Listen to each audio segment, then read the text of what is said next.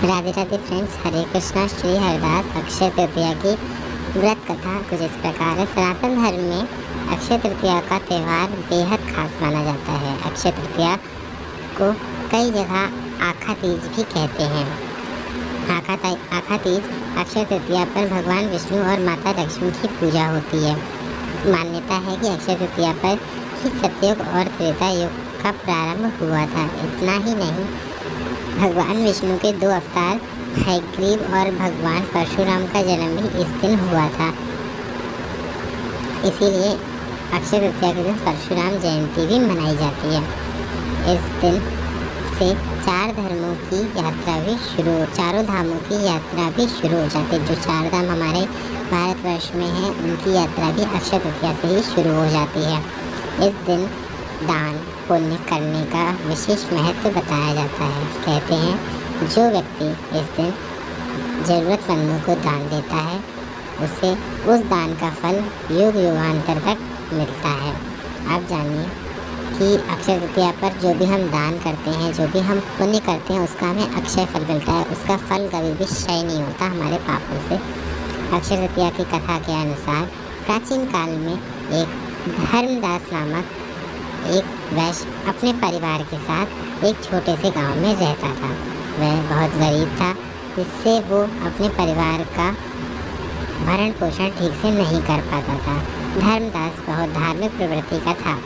उसका सदाचार और देव एवं ब्राह्मणों के प्रति उसकी श्रद्धा अटूट थी। उसने एक दिन किसी से अक्षय तृतीया व्रत के महत्व को सुन लिया, जिसके बाद उसने अक्षय तृतीया पर्व को विधि विधान मनाने के बारे में सोचा। उसने अक्षय तृतीया पर सुबह जल्दी उठकर गंगा में स्नान किया और विधि पूर्वक देवी देवताओं की पूजा की। फिर व्रत के दिन अपने सामर्थ्य अनुसार जल से भरे घड़े, पंखे, जौ, सूत, चावल, सत्तू, नमक, गेहूँ, गुड़, घी, दही, सोना तथा वस्त्र भगवान के चरणों में रखकर ब्राह्मणों को दान दिया। धर्मदास को इतना दान देते हुए देखकर उसके परिवार ने उससे रोकने की कोशिश की, लेकिन धर्मदास ने किसी की नहीं सुनी। धर्मदास की पत्नी ने कहा कि धर्मदास, इतना सब कुछ दान में दे दोगे तो उसके परिवार का पालन पोषण कैसे होगा। फिर भी धर्मदास ने अपने दान और पुण्य कर्म करने में पीछे नहीं हटा।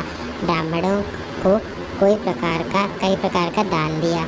उसके जीवन में जब अक्षय तृतीया का पावन पर्व आया, प्रत्येक बार धर्मदास ने ऐसे ही दान किया।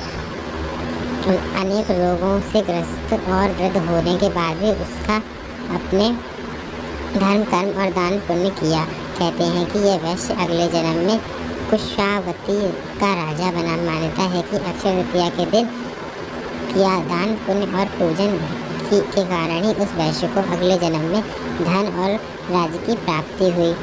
वह प्राप्ति राजा महान और वैभवशाली होने के बाद भी उसने अपने धर्म मार्ग से नहीं हटा, और इसी प्रकार माना जाता है कि यह रही राजा अगले जन्म में भारत के प्रसिद्ध सम्राट चंद्रगुप्त के रूप में पैदा हुआ।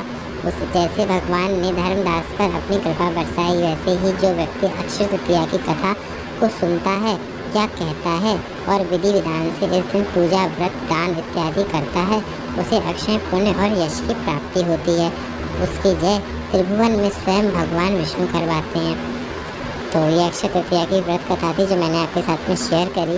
अगर आपको वीडियो अच्छा लगा हो तो लाइक करिएगा। चैनल पर अगर आप नए आए हैं, पहली बार आए हैं, सब्सक्राइब ज़रूर कर लीजिएगा और आगे आने वाले वीडियोज़ के लिए जुड़े रहिएगा। तब तक के लिए राधे राधे।